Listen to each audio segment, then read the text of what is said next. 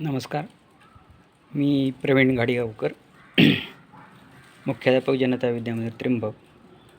आमच्या प्रशालेमध्ये सन्माननीय वाचा सर यांनी स्क्रॅचचा जो प्रोग्राम सुरू केला तो अत्यंत स्पृहणीय आहेच. त्याचप्रमाणे ग्रामीण भागातील मुलांना स्क्रॅचसारख्या प्रोग्रामच्या माध्यमातून गुरुजी फाउंडेशनच्या वतीनं जो काय अनमोल अशा प्रकारचा मार्गदर्शनाचा भाग सुरू झाला आहे, त्याबाबत आमची शाळा आणि संस्था यांच्या वतीनं मी आभार व्यक्त करतोच.